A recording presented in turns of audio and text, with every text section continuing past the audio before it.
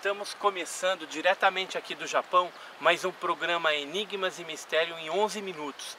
E hoje nós traremos para vocês alguns casos interessantes de avistamentos de OVNIs que aconteceram aqui na cidade de Nagoya, no Japão. E foi bom a gente ter vindo agora esse momento aqui para o Japão, que a gente conseguiu pegar inclusive o final, né, das sakuras, essas cerejeiras, né, floridas, que é um símbolo bem interessante aqui do Japão.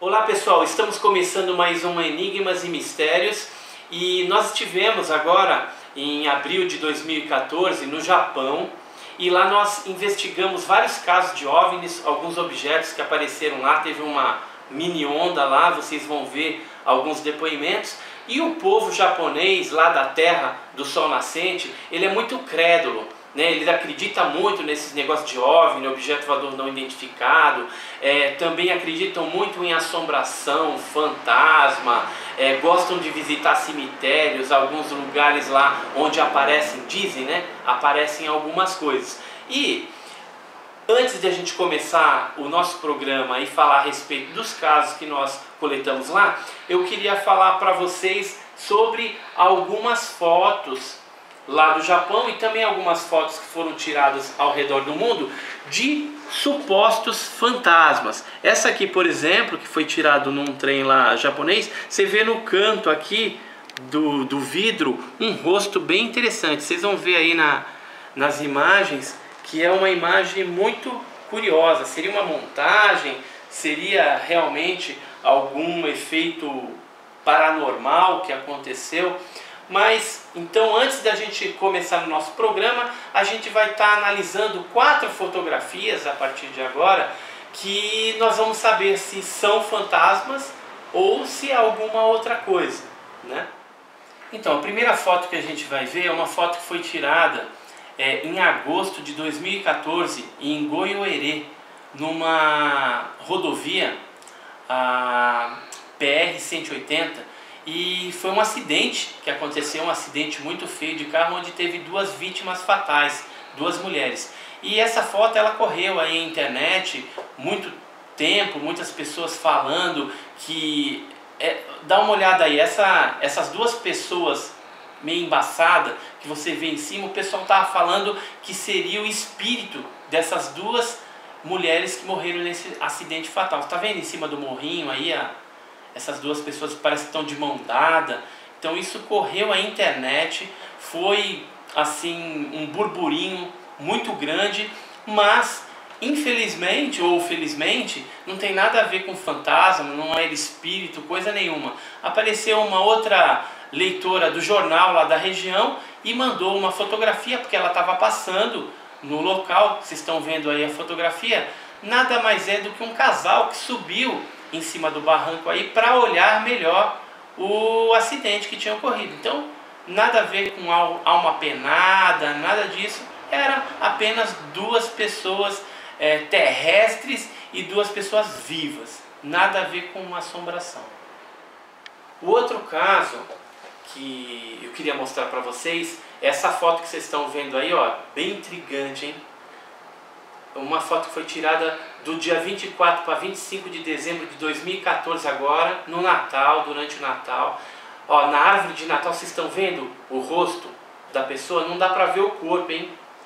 O que seria essa imagem fantasmagórica aí na árvore de Natal?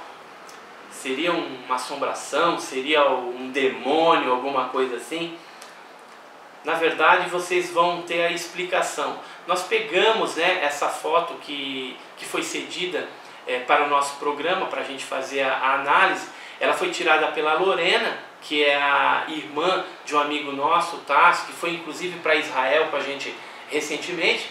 E quando ele mandou a foto, tudo, a gente começou a analisar. Nós descobrimos que nada mais é do que uma compensação de iluminação que o celular que fez essa foto, no caso é um Samsung simples, ela fez essa compensação de luz. Então assim, qualquer pessoa, tinha uma pessoa na festa lá no Natal, que ela viu na hora que as meninas iam tirar a foto selfie, né, no espelho, e aí ela estava olhando e de repente ela saiu. Quando você faz esse movimento de saída rápido, a câmera ela não sensibiliza, porque tem pouca luz. Então ficou impressionado na câmera apenas o rosto. E depois nós, conversando com o pessoal da festa, nós pedimos para ver todo o álbum de fotos e conseguimos identificar quem seria a pessoa da festa. Olha, vocês estão vendo as imagens aí, essa pessoa, uma amiga delas que estava lá na festa. Inclusive nós fizemos o padrão facial, medimos tudo direitinho. Não resta dúvidas de que foi uma pessoa que apareceu ali na árvore de Natal. Foi um truque de luz, por conta que a câmera não tem sensibilidade. Quando você está num ambiente assim que tem pouca luminosidade, ela causa esses efeitos. Existem outras fotos, aí eu poderia estar colocando para vocês, mas acho que é desnecessário. Agora, nós vamos ver duas fotos que não têm explicação. Essa primeira foto aí, ela foi tirada por Denise Russell, que ela foi num asilo, né? A avó dela estava já meia com esclerose e tudo mais, e eles resolveram, teve um piquenique lá, resolveram tirar uma foto. Veja no detalhe aí que atrás da avó existe uma outra figura, né? Um senhor, né? A cabeça de um senhor. E o interessante é que essa foto ela foi tirada no dia 17 de agosto de 1997. E as filhas, né, ali, olhando melhor a foto, vendo fotos antigas, descobriu que esse personagem que estava aparecendo atrás da avó no asilo era o avô já falecido. O avô tinha falecido no dia 14 de agosto de 1984. Veja, 13 anos antes de ter sido batida essa foto. E agora nós vamos ver aí na tela algumas fotografias de família também que mostram esse senhor, né? O avô, no caso. Veja a semelhança da fotografia tirada, onde aparece essa figura fantasmagórica, e as fotografias do senhor de carne e osso mesmo. Muito interessante, né? Agora a gente vai ver uma outra foto que foi tirada mais recentemente. Ó, dá uma olhada nas imagens aí. É uma foto que ela foi tirada de uma garotinha de 2 anos em julho de 2013, e até hoje ela faz um sucesso tremendo na web. Por quê? Porque se vocês olharem aí no cantinho esquerdo, aí vocês vão ver que tem um pedaço de um rosto de uma senhora com vestido azul. Essa senhora, depois eles analisando essa fotografia, eles descobriram que era a avó dessa garotinha, da Penny, de apenas 2 anos de idade. A avó dela faleceu em 1990, há mais de 20 anos de ter sido tirada essa fotografia. Então é um negócio assim impressionante. Alguns especialistas de Rhode Island analisaram essa fotografia e chegaram à conclusão de que se tratava realmente de algo inexplicável, porque não houve montagem. Mas o detalhe mais interessante, vocês vão ver agora aí na tela, é uma foto que foi tirada aí quando a avó dela era viva, e inclusive com o mesmo vestido da mesma cor, com a mesma textura. É um fato assim inexplicável. Então existem fotografias que podem ser explicadas dentro de uma ótica aí da ciência, dentro das coisas conhecidas, e existem algumas outras coisas que são inexplicáveis. Essas duas fotos que foram mostradas agora são realmente um mistério. Agora nós passaremos ao assunto principal desse programa, né, que são os OVNIs, os casos relacionados a objetos voadores não identificados lá no Japão. Tem uma lenda, antes vamos falar um pouquinho de lenda, que nós ficamos sabendo lá, que é o Ito-dama. Ito é humano e Dama é alma, a alma humana, que no caso os japoneses vem uma espécie de bola de fogo, às vezes numa tonalidade verde, às vezes azulada, geralmente nos cemitérios, e diz que aquela bola seria uma espécie da alma, ou uma energia que se desprende depois que os falecidos são enterrados. Na verdade, por desconhecimento, né, os japoneses associam isso a alguma coisa fantasmagórica. Mas na verdade o que seria isso? Seria o que nós conhecemos aqui no Brasil de fogo-fato.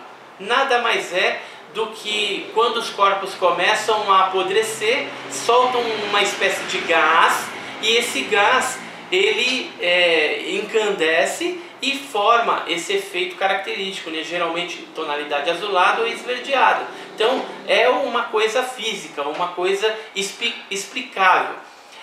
Existe uma outra coisa, eu queria que o cinegrafista agora desse um close aqui nessas imagens, essas pictografias japonesas, que fala a respeito de uma lenda também muito conhecida na internet, tem no meio ufológico, já se conhece isso, que é a lenda do Ojitsuru Bune, ou seja, o barco oco, ou algumas pessoas falam que seria a nave oca. Numa praia do norte do Japão, apareceu certa vez lá no ano de 1803 um objeto estranho, redondo, né? Os pescadores viram aquele negócio, resolveram ir até lá com suas barcaças e rebocar isso até a praia, e quando eles trouxeram, acharam aquele objeto muito estranho, né? O formato dele, embora ele fosse de madeira, algumas partes de vidro e outras de metal, com alguns caracteres diferentes, o que mais chamou a atenção daqueles japoneses na época, em 1803, foi uma pessoa que estava dentro desse objeto, e ela tinha os cabelos avermelhados, como se fosse de característica europeia, diferente. E ela tinha uma caixa também na mão, e aí eles tentaram conversar, não conseguiram se entender. Os japoneses tentaram pegar a caixa dela, ela não quis abrir aquela caixa, não se soube qual seria o conteúdo dessa caixa, e como não houve assim uma comunicação muito amigável, essa pessoa, essa mulher, ela acabou entrando dentro desse objeto e acabou indo embora. Isso acabou gerando muita história, e depois foi escrito em algumas histórias japonesas, né, alguns livros que contam a história tradicional do Japão. Então ficou lá como lendas, né? Alguns ufólogos acreditam que isso aí se tratariam de um primeiro caso ufológico japonês. Só que existe um outro grupo de pesquisadores que já investigaram mais profundamente esse caso e descobriram que na verdade não tem nada a ver com um objeto voador não identificado, uma nave extraterrestre. Por quê? Porque esse objeto ele era feito de madeira, né? de bambu. São materiais comuns, né? Madeira, metal e vidro, e inclusive era calafetado com algum tipo de resina. E as características físicas daquela pessoa nada mais do que um ser humano ocidental, né? Que os japoneses se escandalizaram porque viram que a roupa dela era um pouco diferente, tudo porque eles estavam totalmente isolados do mundo nesse período, né? O período Edo.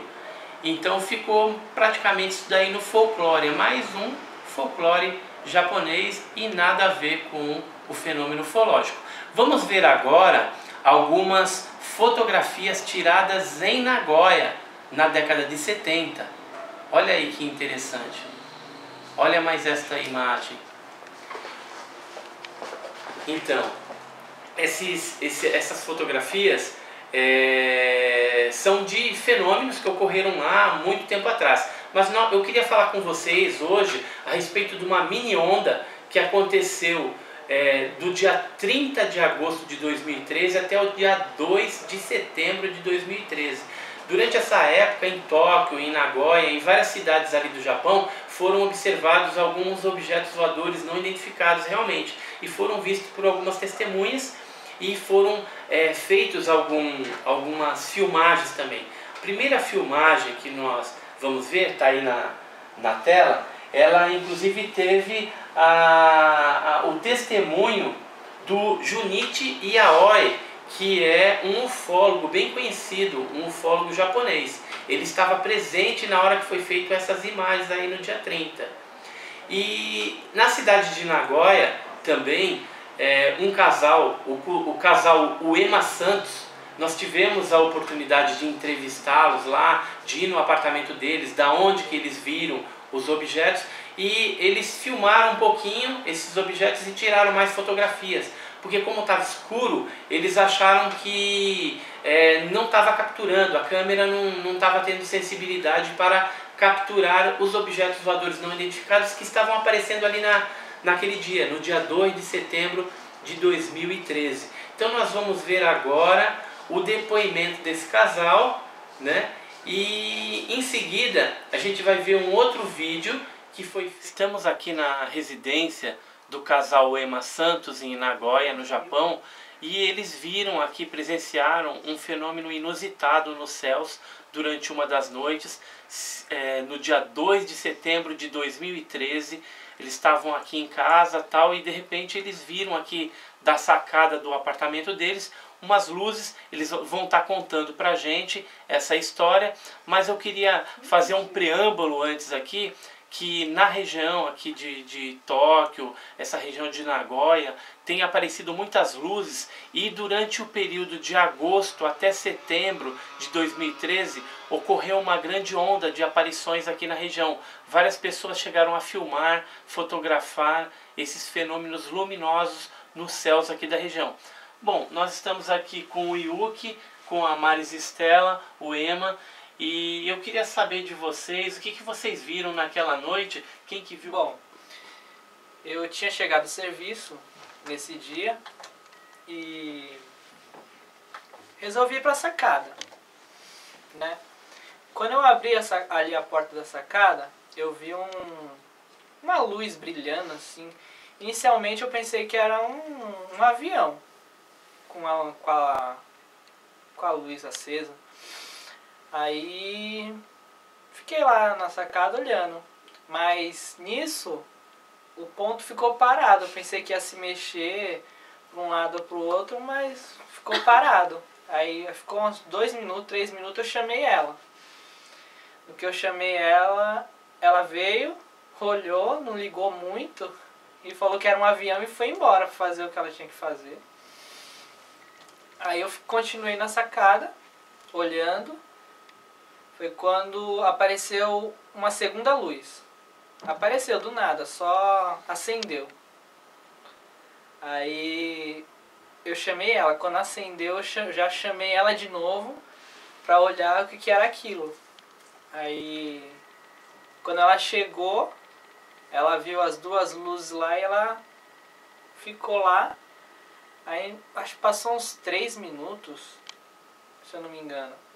Aí apareceu a terceira luz. Ela surgiu assim do nada. Quando ela, na frente dela, nos olhos dela, né? Porque eu já tava pensando em voltar pra dentro, voltar lá pro que eu tava fazendo, né?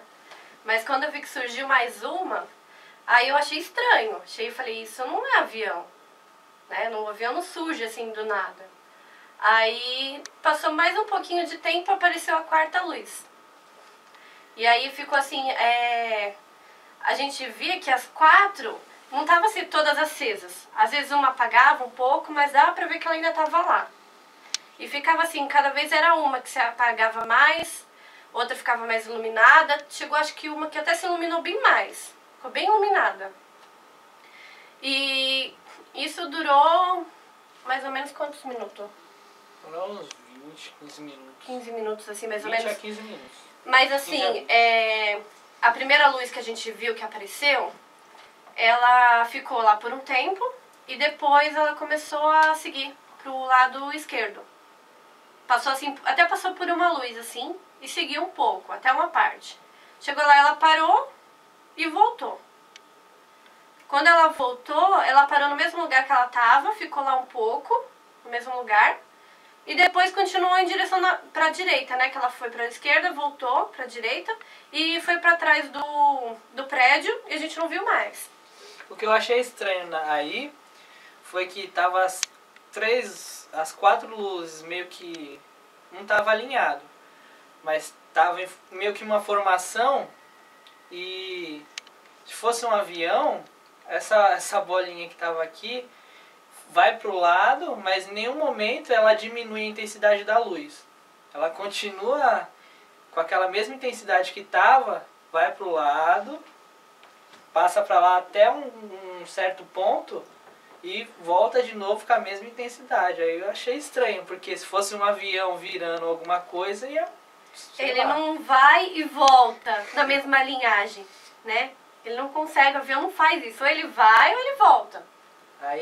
Foi aí que a gente teve certeza que estava vendo alguma coisa que não tinha como explicar. Que era diferente, né? Que não era um avião.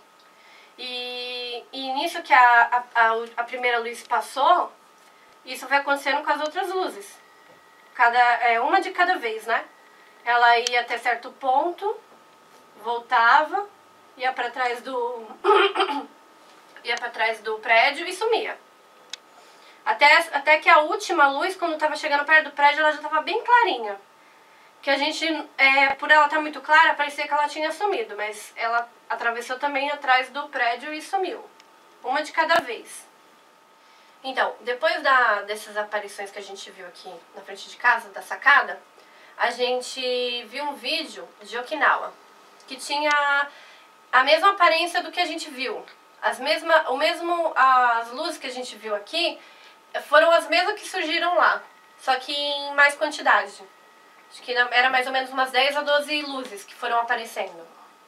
Daria para vocês mostrar o local da onde que a Maris fez as filmagens lá e fotografou, inclusive essas luzes? Daria, sim. Daria sim.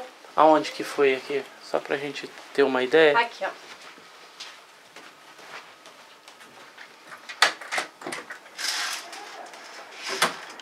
Pode estar escuro agora, né?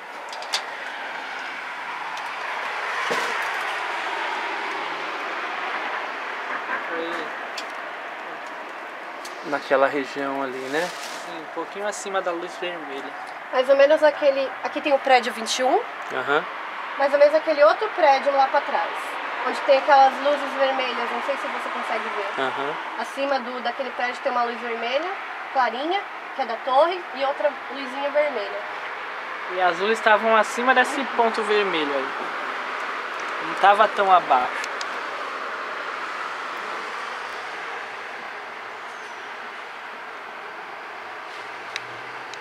Muito legal, né, o depoimento do casal aí, dessa família Uema Santos, né?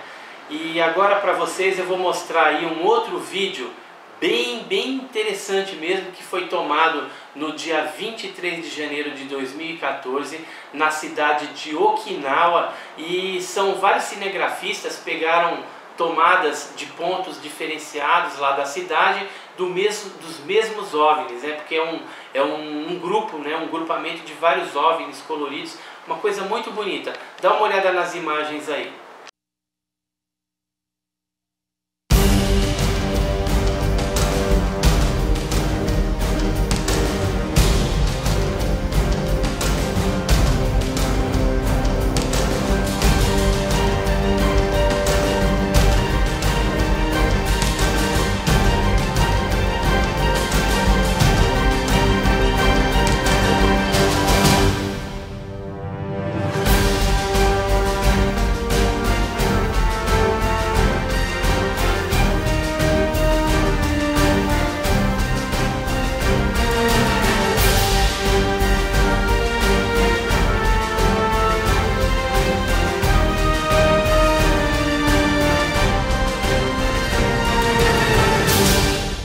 Pessoal, é muito legal essas imagens, né? Então o Japão ele é riquíssimo, tanto de casos aí de assombração como casos de OVNIs. Tem alguns pesquisadores sérios lá na região.